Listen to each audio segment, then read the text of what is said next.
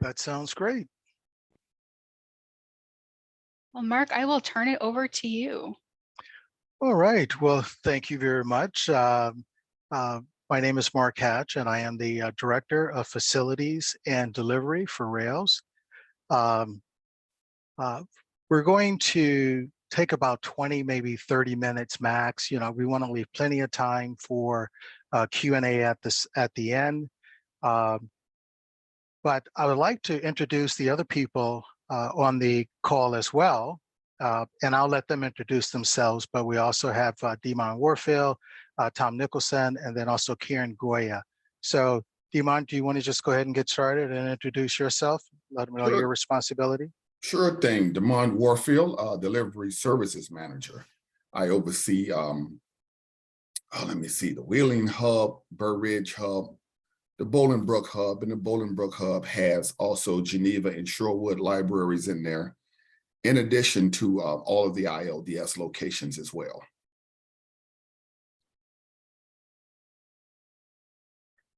Hey, Tom, you want to just say something?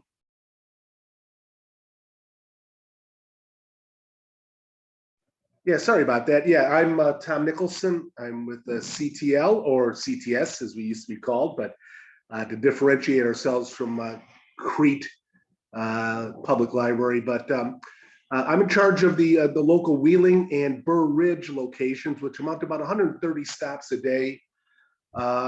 We run 7 routes for Rails here in the northern suburbs and southwest suburbs. And we've been doing this work since, I want to say, 2013. So it's been a long time, and it's been a good relationship. And this is my first Zoom call ever. So it's, well, we were, as Mark knows, we worked straight through the pandemic. So we never did Zoom calls. None of us were working from home, more or less. So we were always in the office. And Demond would know all about that. And we had to get the stuff done. But welcome aboard, and hope to learn a few things, and certainly ready for any questions that people may have. Great. And we have Karen Goya also. Hi, I'm Karen Goyer. I'm an administrative assistant here at Rails, and I'm in Burr Ridge office. And I help the delivery department with whatever they need me to do. And I also am involved in their delivery tickets, which we'll talk about a little bit later, and just helping out on various projects that they're working on. I also do other tasks here at Rails. I help out with eRead Illinois, Rails committee meetings, and various projects that Rails is working on. Great, thank you all. Okay, Karen, you want to go ahead and start sharing the screen? What we want to do is we want to go right to our delivery webpage, and I think it's important that we show exactly where and how we get to that, that page, for future reference.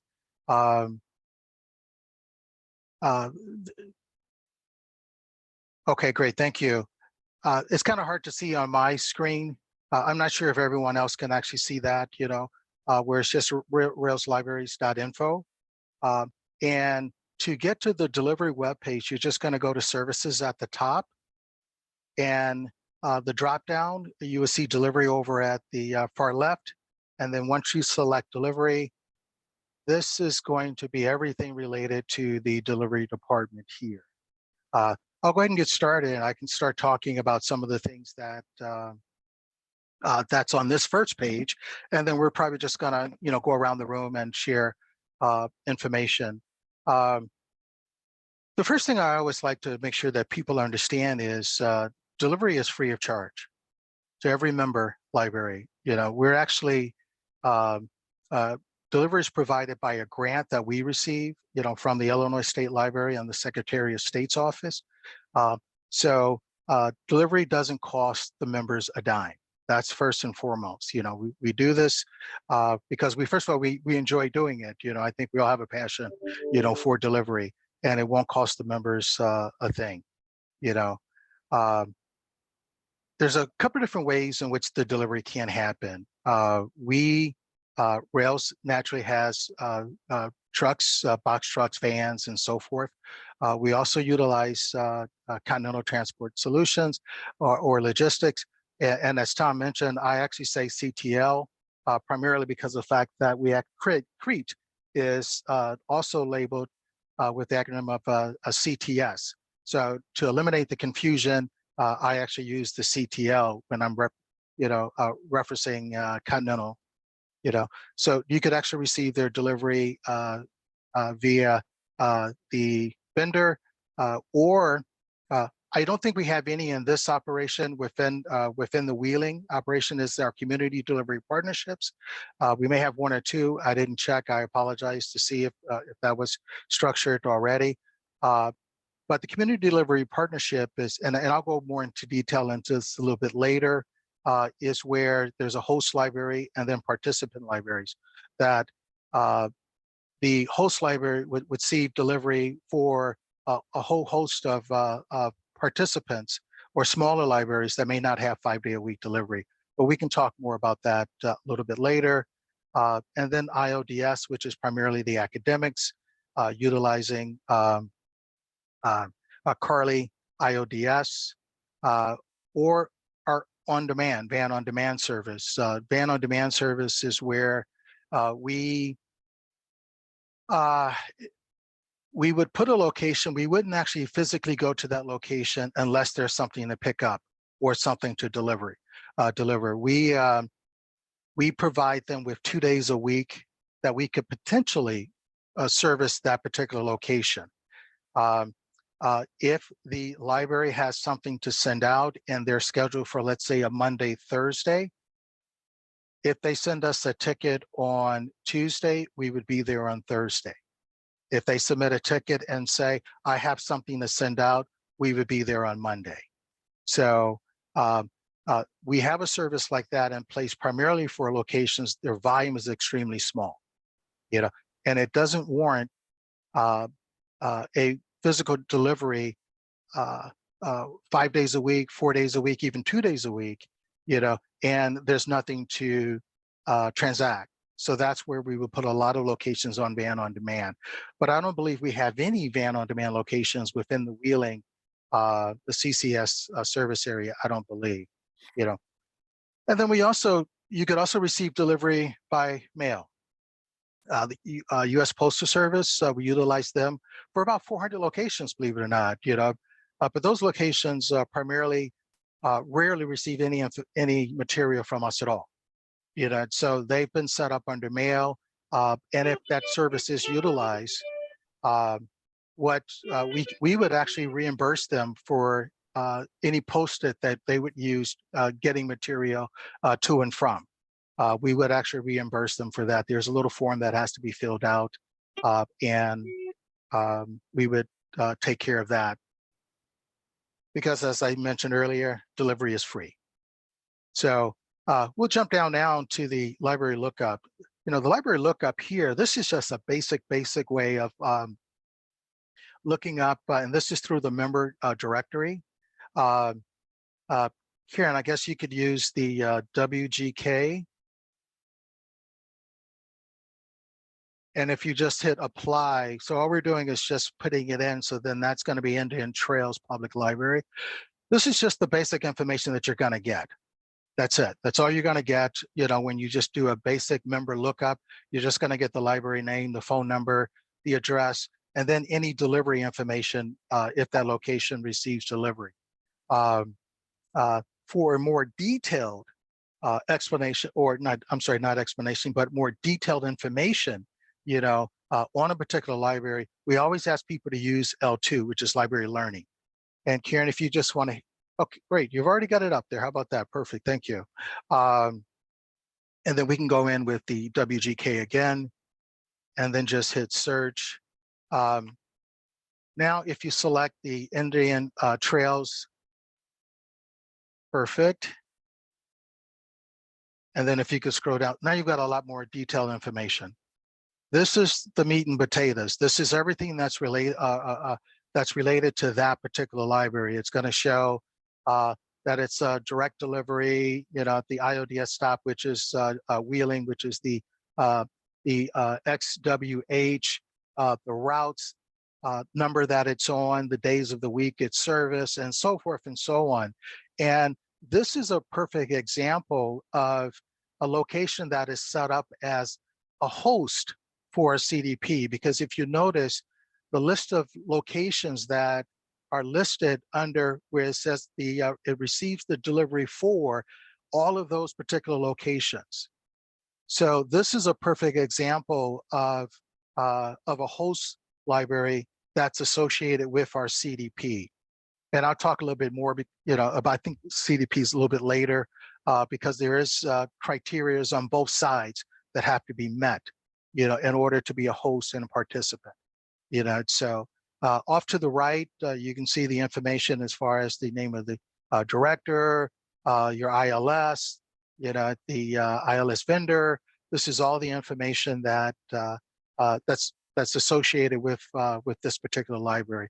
So this is my ultimate favorite when I'm looking up a library, is to utilize L2, because all of the information is there. It's at your fingertips. So thank you, Karen. If you can go back to the main menu there.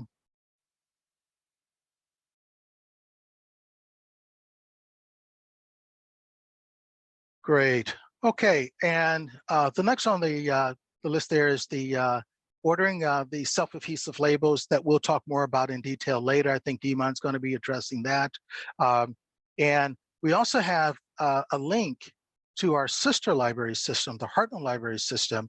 If you ever wanted to visit their website, the link is right here on our delivery webpage. Easy access for everyone to see.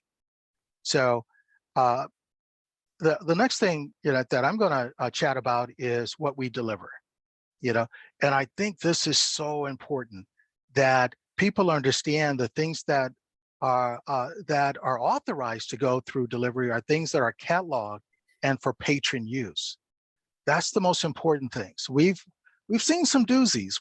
We've seen birthday cakes, cupcakes, birthday cards, things of that nature trying to go through delivery. And those things are not authorized to go through delivery, and we would have to return them back to the sender. It's important that if something that you can put a stamp on and mail it traditionally, that is the way it actually has to go through.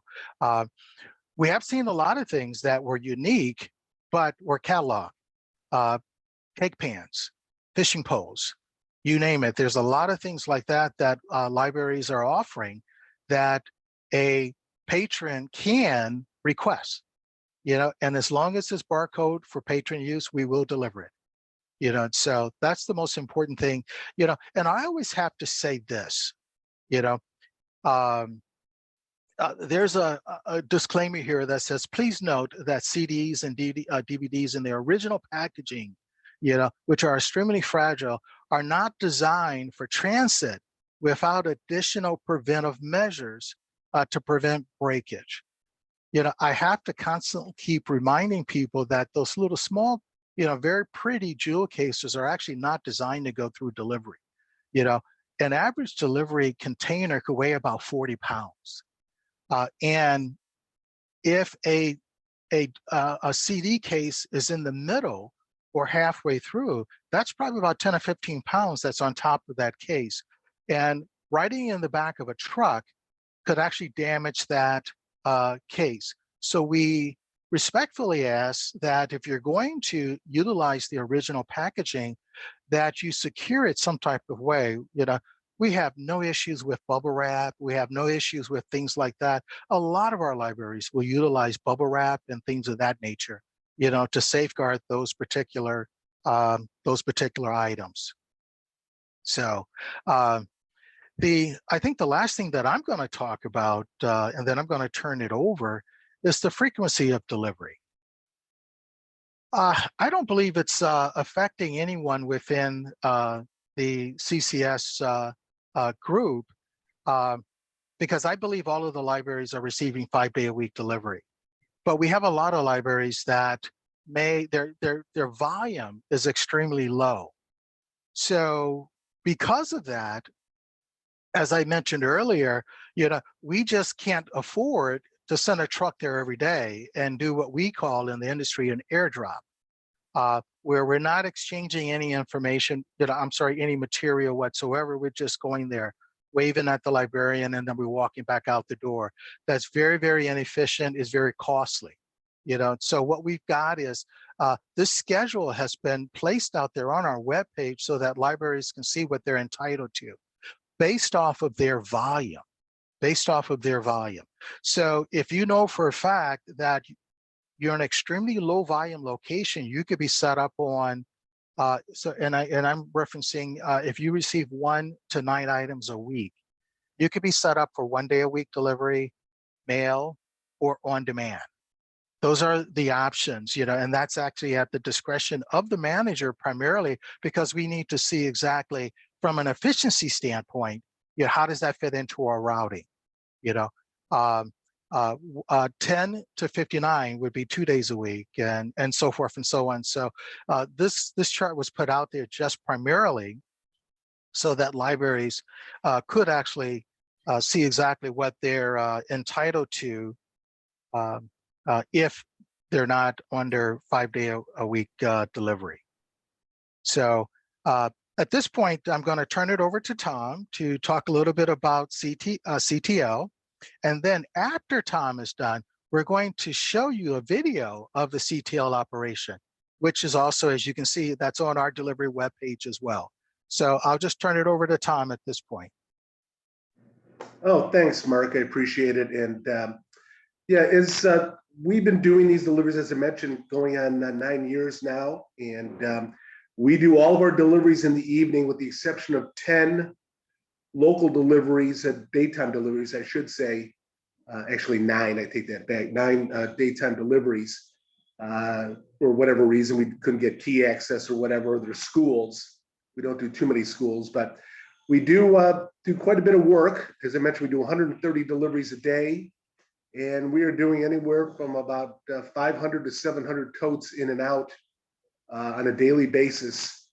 And we have a team of 10 sorters here at our location. We've moved from Elmhurst to North Lake.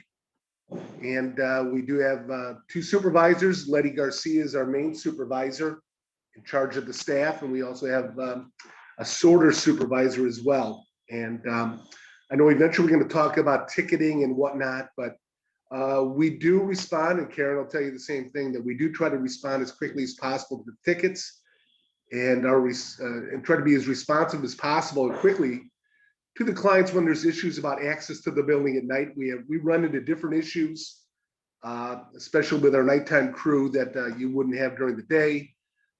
They have a lot of autonomy. They're on their own out there, 7 drivers, and they report at night and leave either text, usually a text message to Letty and myself of any issues they run into at those nighttime deliveries. And we go from Antioch on the north, Crystal Lake on the northwest, and all the way south down to Beecher. So we are really covering the whole Chicago metro area at night. And again, that is Sunday through Thursday delivery. And we've got a good crew doing the work now. Obviously, we need to work with security systems. And that has settled down pretty well. For a little while there, we were having some issues, and it was more driver issues as opposed to from the library. But things have been going pretty well. But little things creep up, but we do try to report every morning to Demond and Brock and the team, Karen as well, of any issues we ran into that night, so that they're not blindsided in the morning from getting phone calls directly on their cell.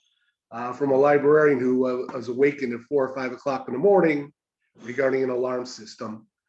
We pretty much handled that pretty well. It hasn't happened too much recently, and we try to minimize that and not have it at all. But we do know what happens.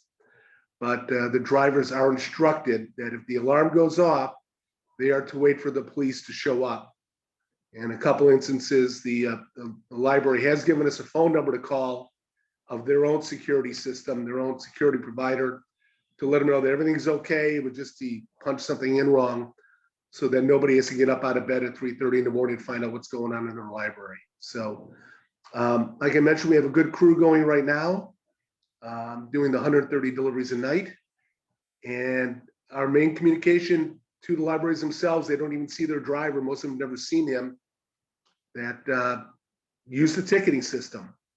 That is the best way for the whole team, Mark and his team and Damon, to know what's going on out there and to get with us as needed to nip any problems in the bud and for us to follow up immediately with.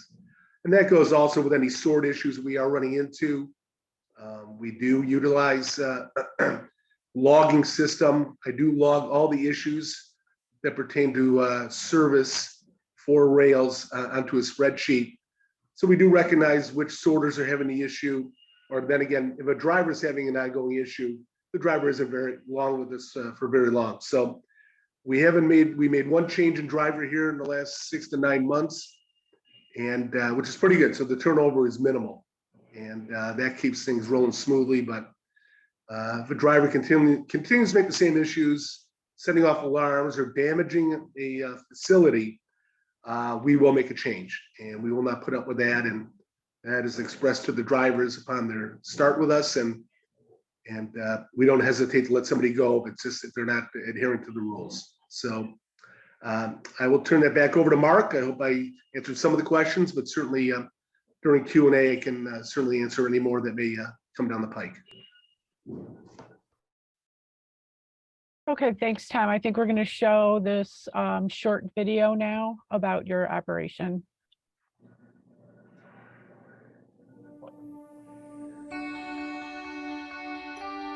The purpose of this presentation is to demonstrate the sortation and delivery best practices in support of the interlibrary loan program. A key area of focus is on the security measures in place. CTL provides contracted pickup, sortation, and delivery of materials to the Burr Ridge and Wheeling libraries. The CTL facility is a single-use and dedicated warehouse. Key card access is required through all doors, and security cameras monitor the operations and record activity 24/7. Step 1 of our process is where the drivers pick up the totes from each library location each evening. The totes are staged for CTS sortation at the induction conveyors. We consistently exceed our service level requirement for rails. The next step in the process is where the items are removed and placed on the respective conveyors for sort to the destination libraries. The conveyor on the left is for the Wheeling destinations, and the 2 conveyors on the right are for the Burr Ridge destinations. Our sort staff reads the library codes in each label and places the books, CDs, DVDs, etc. into the corresponding sortation tote.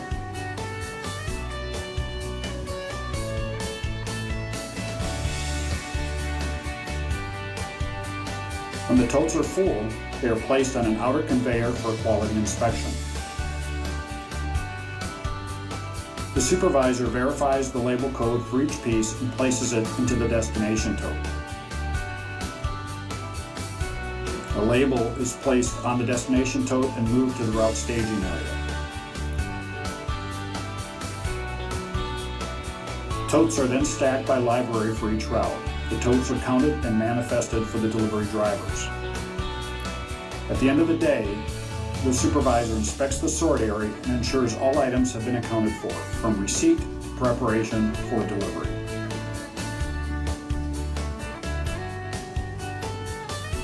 The driver reviews the delivery manifest and loads the totes on their vehicle for delivery. The drivers make unattended deliveries and pickups at each library. The driver is provided a profile book with access instructions for each of the locations. We want to thank you for your business and the trust you have in our performance. Thank you.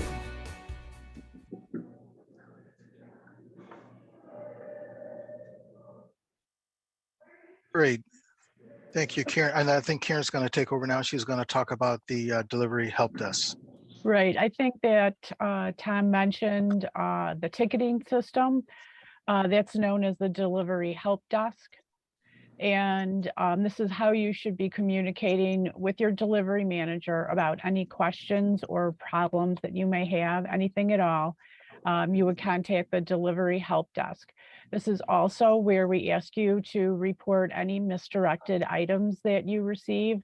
And that helps us to track the issues and helps us to, fix any problems that are out there. Because if we don't know you're having problems, we can't fix them.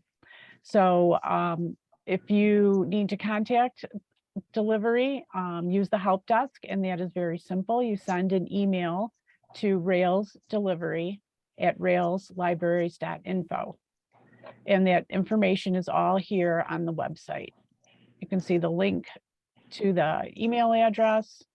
And then it also shows a little bit about tracking your ticket status, but basically you will receive an email from the ticketing system as far as how you will get your response. So that's a very simple process. And again, any questions, any issues, anything you need to know, just send an email to railsdelivery@railslibraries.info.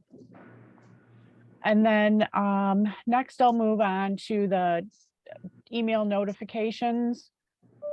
This is not something that you will receive frequently, but it is important. When we send a notification, it's about something that's really important to your library. So for example, if you have a delayed delivery that day, we'll send probably a mass notification out to that route.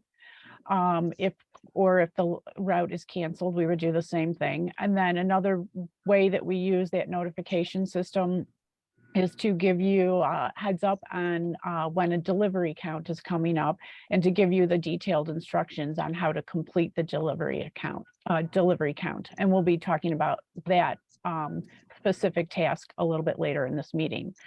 So the way that you receive these notifications is it's linked to your L2 account. And on our Rails website, we have specific instructions on how to designate yourself as what we call the system delivery contact. And basically that signs you up for any email notifications. So let me go ahead and show you how you can do that in your L2 account. It's very simple. Once you are logged into the L2 website, you would see over to the right here, if you hover over account, you'll see my dashboard. Just go ahead and click on that. And you'll see the box that says location. You want to click on edit. And once that comes up, you're going to scroll down about halfway down where it says key contact regional system. You'll simply check the box for system delivery contact right here. Scroll all the way down to the bottom and click save. Just by doing that, you'll be signed up to receive our delivery notifications.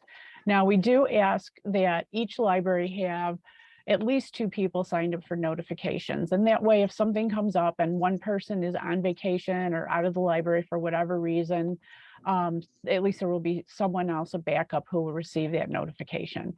And certainly you can have more than 2 people signed up for notifications. Anyone who would need to know that information, they can go ahead and sign up for that. Next on the agenda is Mark, and he will discuss training videos.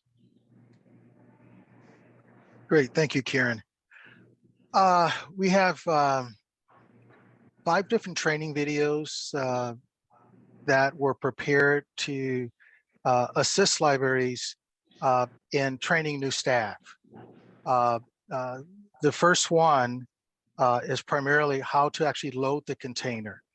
And I'm not going to play all 5, so, I mean, because they're between 1 minute and 3 minutes long. But something that, I just encourage everyone to go back to later. And as they have a need, they could actually go back and review those particular videos at their leisure. But the videos, the first one, like I said, is the video on how to actually load the container. It's important not to overload the containers because of the hinges. The lids are actually attached to the container. So if you overload it, the container doesn't close properly. And then what happens is the actual sides break. So it's so important to properly load the actual containers. And that's the purpose of this video. It would tell you not to put it on the spine and so forth and so on. That's what that video is all about. The second video is the delivery support, which is what Karen just went over, talking about our delivery help desk, utilizing that particular service. And then the next video is going to be actually on the basic membership lookup on how to actually do the research to find another location that you're trying to send material to. The next video is ordering labels. We have the self-adhesive labels that are also free of charge to our members. This is the step-by-step instructions for that. And then the very last video is the labeling. So I know we're going to talk about more in detail on the ordering of the labels and then the labeling itself. I know Demon is going to talk about that. So I'll turn that over to him right now, and he can take it from there. You just muted yourself. I would go. I'm sorry. My phone was constantly ringing. I'm sorry. All right, Karen, can you go back to the actual ordering field?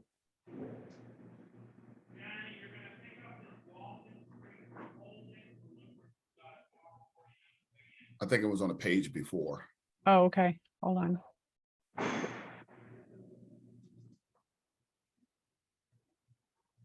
Oh, you mean how to Yes. the link to the label? Yes. Okay. It's on the first page, and that would be here. There you go. Okay.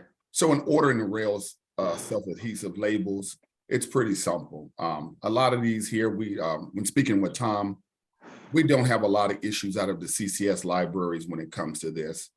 But when you're ordering the self-adhesive labels, of course, you would put your name, your library location, and what delivery hub. At the bottom, could you go to that bottom of that, Karen? So it shows, for example, 2,000, which is 1 pack, 4,000, which is 2 packs. If you require more, for example, I know we do have a location, Oak Park, and they service like 3 other locations. So 2 packs for them would be a drop in the bucket. So what they usually do is they'll just put in the notes field, can you send us 1 full case? Can you send us 2 cases? Exactly what Karen is doing. So if you ever have a situation like that where you're going to need more than 4,000, still click the 4,000, but just always fill in the notes that, you know, hey, could you send us another case or a full case? We'll have no problem with doing that. With that as well, we had just got notification from our vendor that there was a paper shortage and all of that. So they did put us at the front of the burners, and we did get like 2 million in recently. So we don't have any shortages of labels. Go ahead, Karen, back to the other page where filling out the labels. Okay, so filling out the labels. Now, Mark did mention in our training videos, there is a video on filling out your labels. You have to use the to and from field. One is going to be the destination. You can either put the 3-digit code or fill in the full library's name. Either or hasn't been a problem for CTL. We ask that you do not put anyone's name onto the label. For example, your to, from, and for John Doe, so that you don't fill those out. We did have one issue at one point, but that sort of smoothed itself out. And Tom will agree with me, we had some P's and F's and T's that all looked alike, and they were a little hard to decipher on where they were going. So in order not to send material to the wrong library, what we would do was we would put a return to sender sort of sheet on there. So we would send it back and let you know that, hey, the label wasn't eligible, we couldn't read it. Please fill it out. And again, the labels are free to you guys. So if you ever need, like I say, more, let us know. We've seen labels that'll come from ABC going to XYZ, and instead of relabeling it, people will take a marker and cross out the XYZ and draw an arrow going up to ABC, meaning it's going to go back. It's just real confusing. Or they'll scratch out a circle and put all types of arrows, and before you know it, people have tried to use the same label 3 or 4 different times, which just cause confusions. And again, it may cause a delay to the patron. So If you ever send a new one to and from, just make sure you change the label each time. There are actually two different types of labels. One, what I call the quarter sheet, that's the little self-adhesive label. Those are the ones you would use within your hub. So everything that's staying within the wheel and hub, you would use those little quarter sheets. We also have the IODS sheets. Those IODS labels are what I call the half sheets. You can go ahead and click on that one.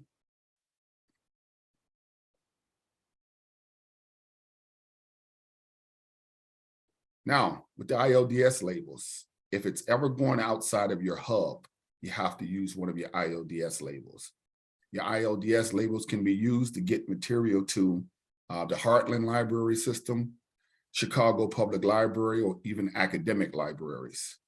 So if you look at the top of the information, it'll show final destination. Again, you can put the 3-digit code or fill out the entire library's name. At the bottom, you can put the from, where it's coming from, and right above from, it also has CDP information, which Mark is going to discuss a little bit more in detail. So for example, if you're sending something to CPL, on that left side where Karen have the little arrow at, you would just circle CPL, anything like that. Or if it was going somewhere into East Peoria, you would circle East Peoria. And then, for example, if it was going to ADL, you would just circle ADL. This way, it would make sure it leaves when CTL picks it up.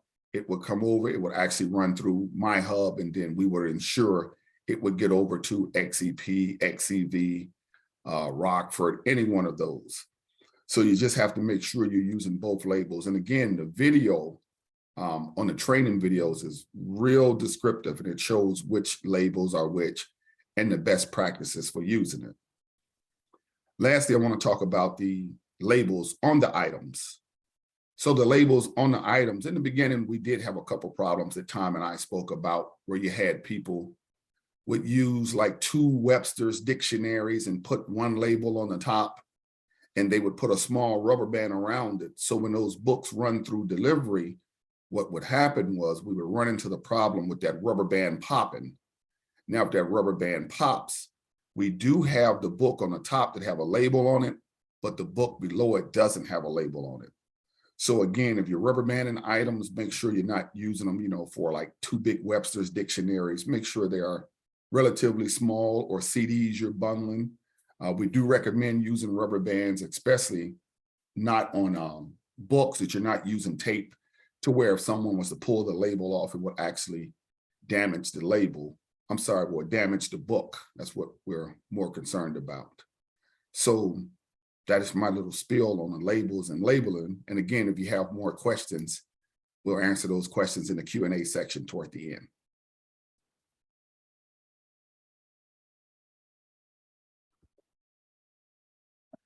Great, thank you. I'll talk briefly about the CDPs, what I started speaking on earlier.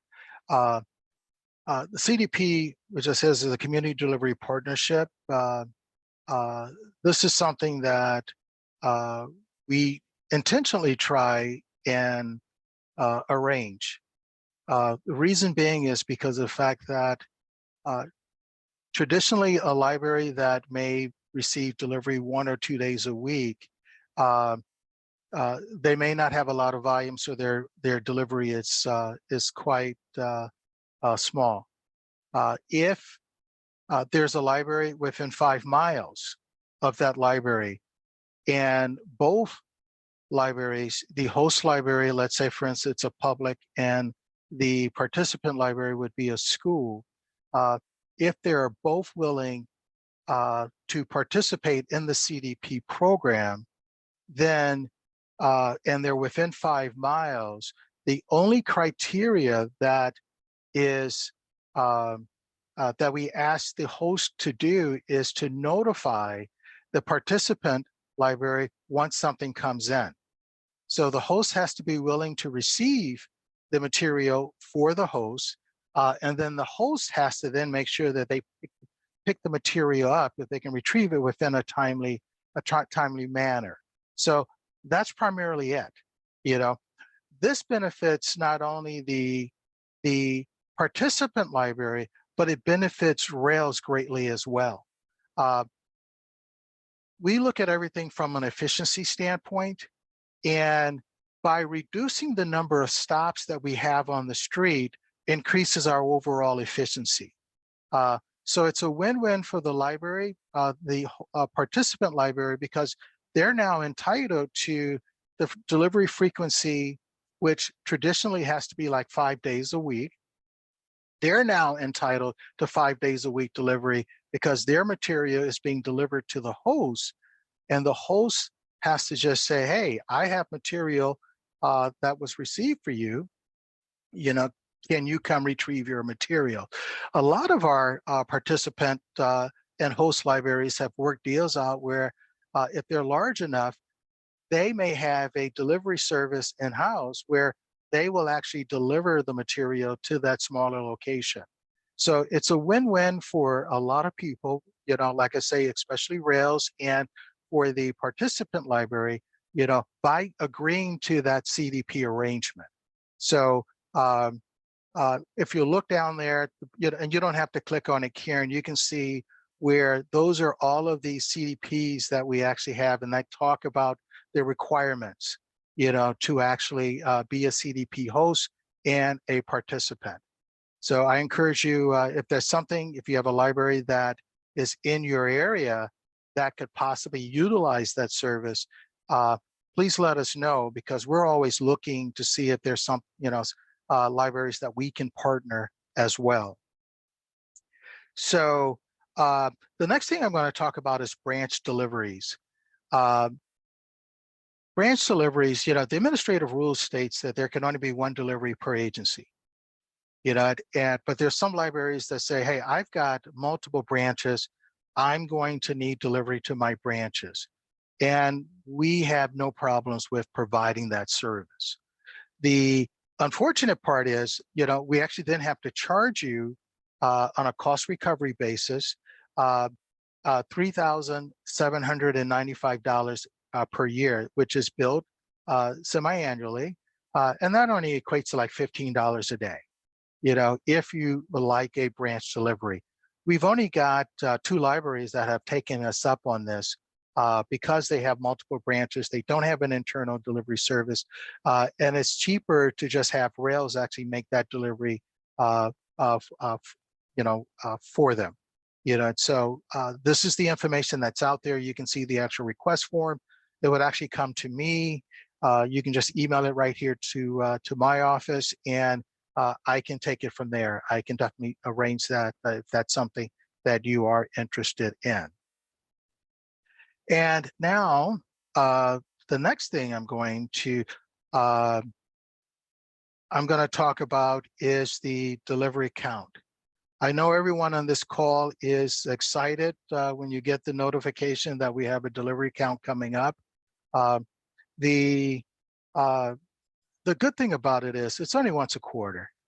It's only once a quarter. Those numbers are so extremely important, not only to us, but it's also information that I have to provide to the state library. And it gives me so much information as far as what our annual volume, what our annual volume is.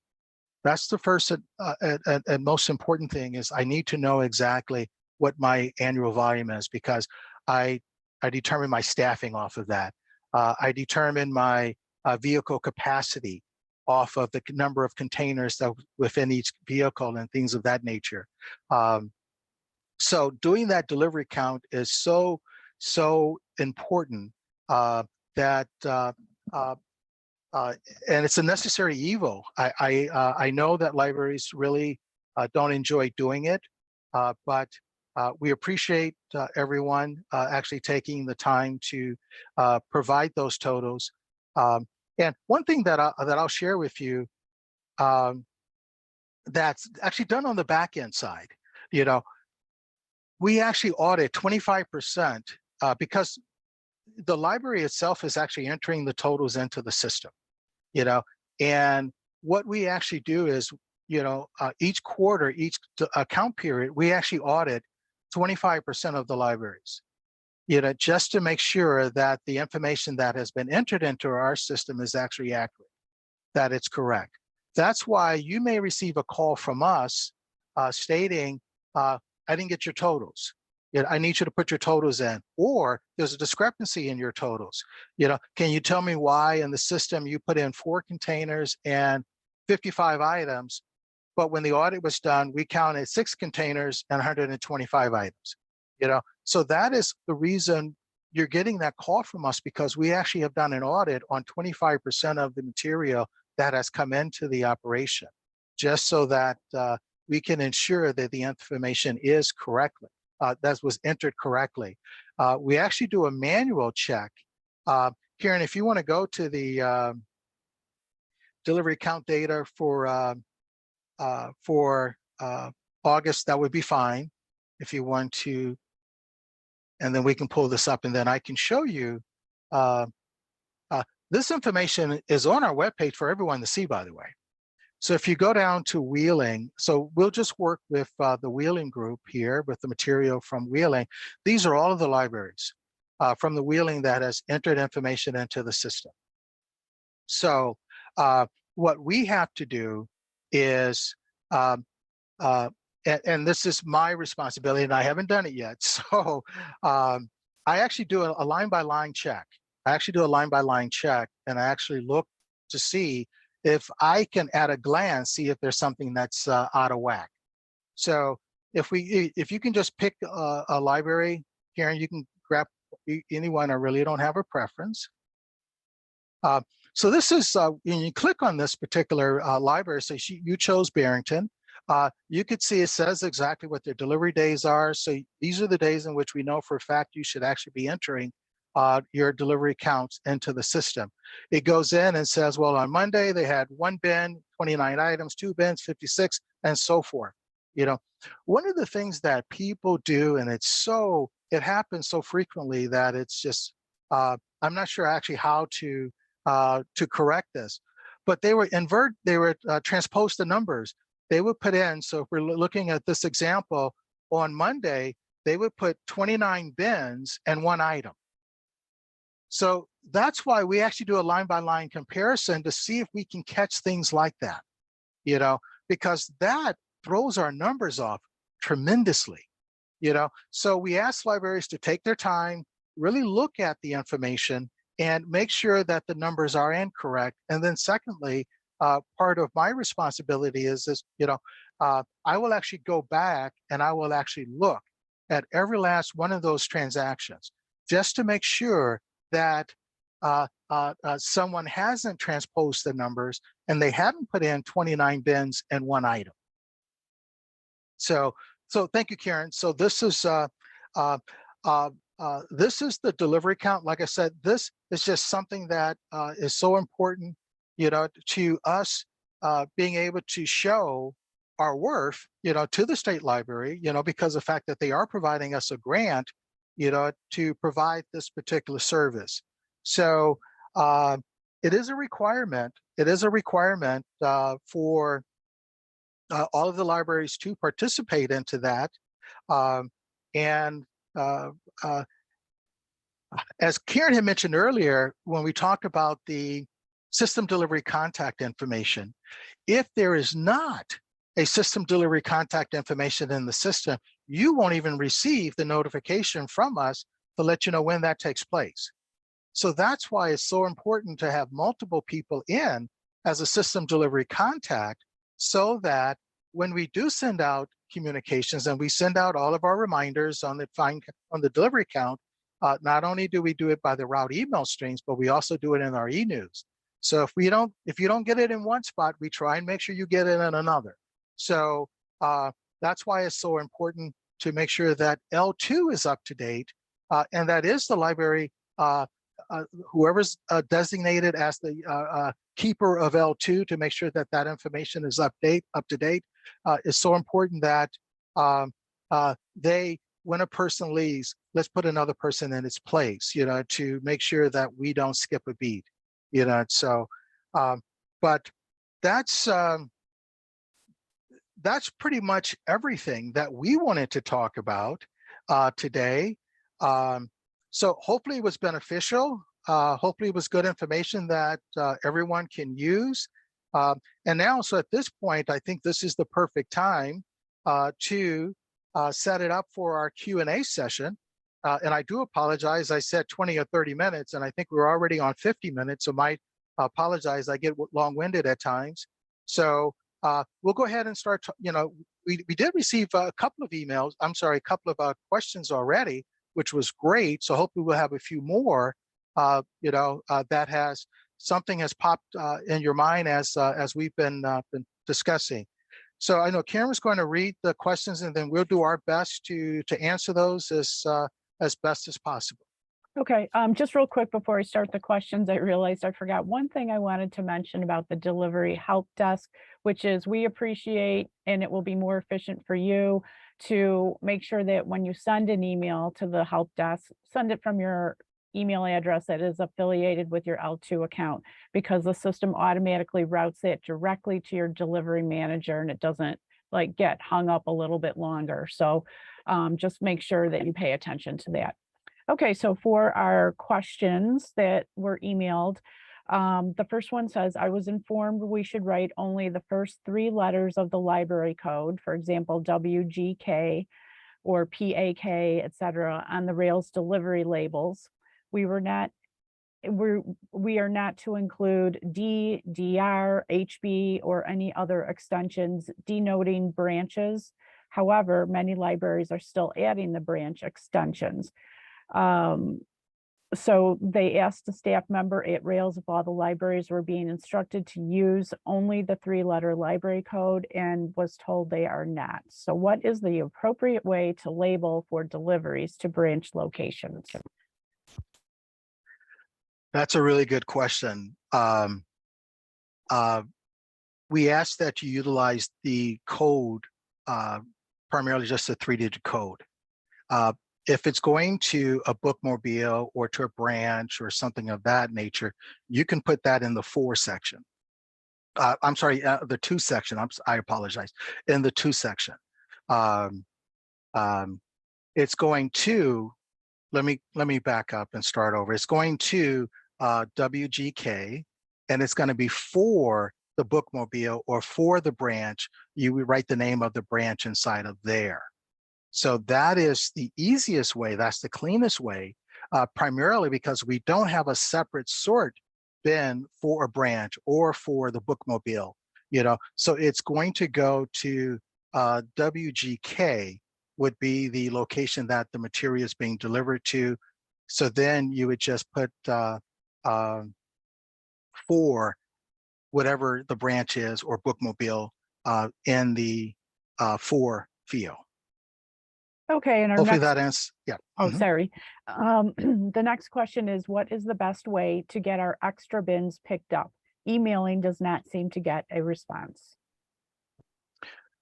Well, the help desk is definitely the primary way to actually do that. Sometimes there's a timing issue where it may not be communicated to the driver, but we ask you to utilize the help desk because we actually keep a record of all of the tickets, that hit the help desk. So please utilize the help desk to notify us that you have extra containers, a surplus of containers that you would like to dispose of. Okay, our next question is, some libraries have noticed out-of-system deliveries only appearing in delivery on certain days of the week. Can you provide insight into the delivery process for out-of-system items?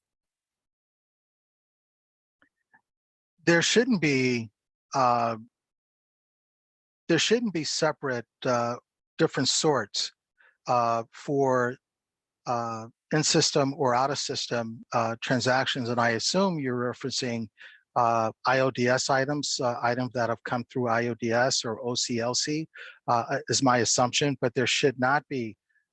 As seen in the video, everything is processed the exact same way, regardless if they're an item coming from out of state, out of system, IODS.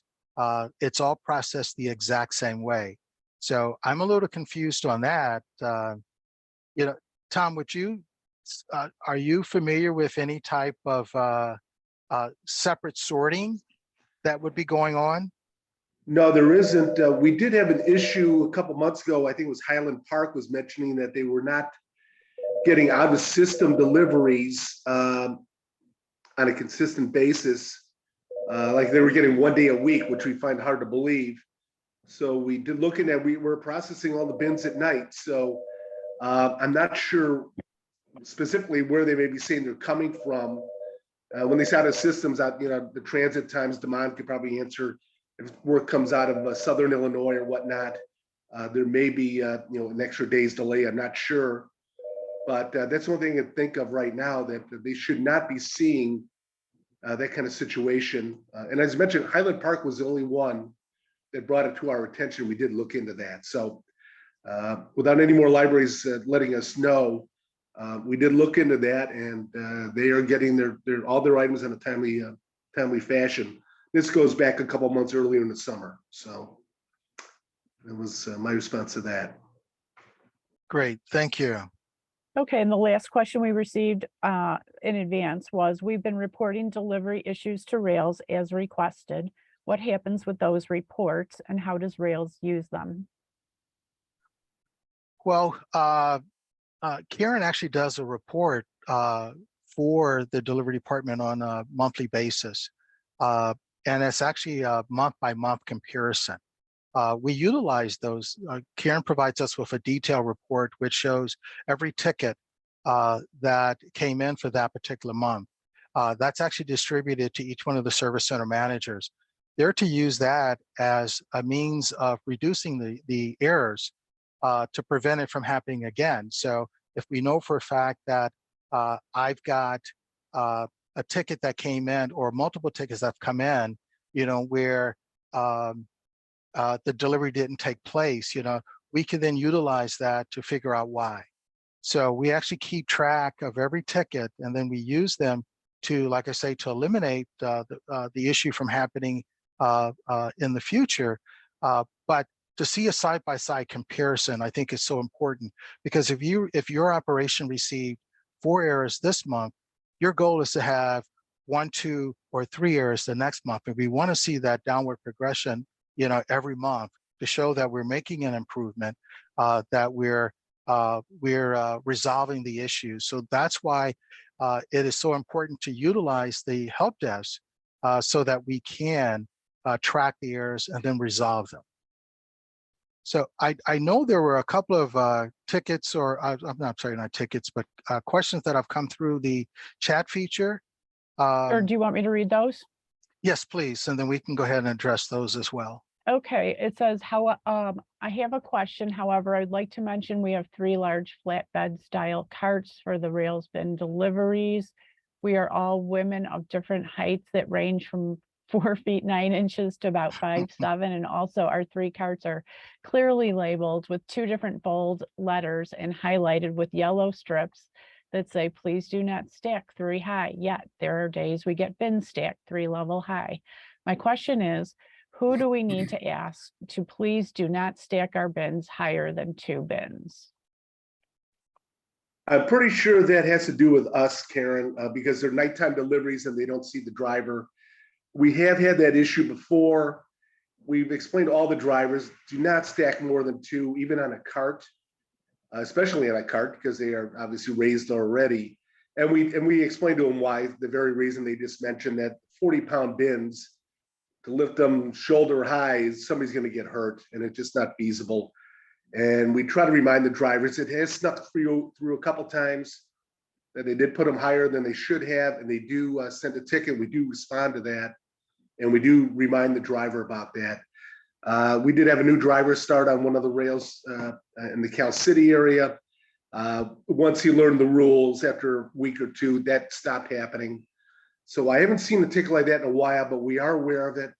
And if it does slip through again, please let us know. But it's definitely, I'm almost positive it's a nighttime, guys, because nobody's there when they're doing their work. So it's something we drill into them. It's just, it's a situation where it's a little too dangerous for everybody involved. You don't want one of those fall on your feet from 3 feet. So it's, yeah, it's something we do talk to drivers about. And I mentioned we pretty much nipped that pretty good, but we still see it on occasion. I'm not going to deny that. We try to get with the drivers on it. So. Okay, and there was a message from Stephanie at Highland Park about receiving the bulk of the ILDS and OCLC items on Mondays and Fridays only. She said she's brought it to our attention, but it is still taking place. And there was an additional comment saying it happened today at Fremont also. I'm not sure how all the items were sorted from yesterday for delivery last night. So we had nothing here. So I'm not sure. Fremont, that's the first time I heard of that. And I don't know why Monday and Friday Friday is our latest day. And we finish all the sort up some days later than others, but they should have a consistent, I don't know if they're tracking these, if they're talking to some of the libraries when they're coming from U of I or Rockford or whatever library they're coming from, if they've actually tracked the transit times on them. So Give us a better idea.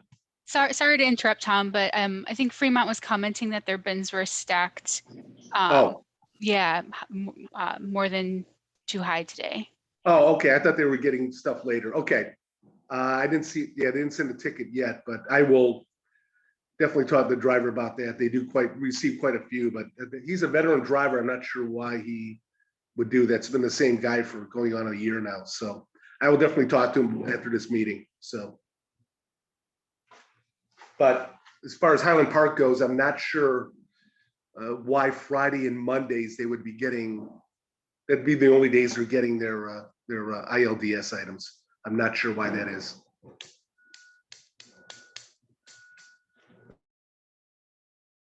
Okay, yeah, Tom, so if you could look into that, because I can't answer that either, because how you guys process, would sort of take that out of the equation, because as you saw in the video, those items are just going straight down the conveyor or the item to be placed into the destination container. So I'm not sure why that's actually happened. So we're going to definitely have to look a little further into that. If I would also ask, I'm big on doing tests. If possible, if you could, when you experience that, if you could just take a picture of those items so that we can go back and research where they came from and when they were sent out, to figure out, to see if we can see what we can figure out on our end as well. Because I really, okay, it says I have sent scans and also provided dates in the past. Okay, great. Then that's something that we need to look into a little bit further to find out exactly why that's actually occurring. And I apologize because that really, that doesn't make sense because, we want to process things as quick as, items as quick as possible. So we would definitely look into that and resolve that issue. Yeah, that sounds good. So it's I'll get with Letty here too about flagging the HPK work and doing the double check and making sure that we have some ILDS work going through them daily, as opposed to 2 days a week. It's just a bit odd. But I don't know, maybe they get a lot more ILDS work than any other library. I don't know if that's the case, or I'm not sure what it is. So we'll have to keep an eye on it though. So.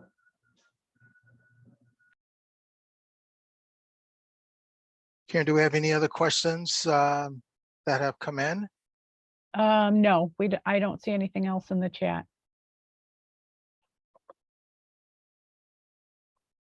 Miko, do you want to, I guess we can, maybe people are thinking that, on issues that they may have, you can also mute yourself, I believe, if you would like to ask the question or if that is it, you can always put the question into the help desk. And the good thing about the help desk is not only does the vendor's CTL receive a copy, but Rails also sees a copy of that as well. So please utilize the help desk as often as you may need. Oh, thanks, Karen. I will also email out the address for the delivery help desk when I send out the recording to everyone who registered. So yeah, I don't see any more questions coming through to chat. So like Mark said, if anyone does think of anything later this evening, tomorrow morning, send it through to the Rails delivery. If you want to give a shout out here, we've got a comment from Lake Villa. Lots of items go through you guys, and overall you do a great job. So, oh, Great, Jackie. thank you. Yeah, just to give you some stats, for FY 2022, the wheeling operation, the wheeling / CCS operation did over 2 million items, which they sent out over 48,000 containers. So that's a whole lot of material, so you guys keep up the good work. You guys are right behind Swan when it comes to the volume that you guys are sending out. Swan is, I think, like 2.9 million, and then you guys are 2,042,000. So we love the volume. Well, thank you so much for joining us today and sharing all this useful information. We really appreciate it. Always love to have Rails staff stop on by. I'm going to stop the recording now, and like I said, I will email everything out when it's ready.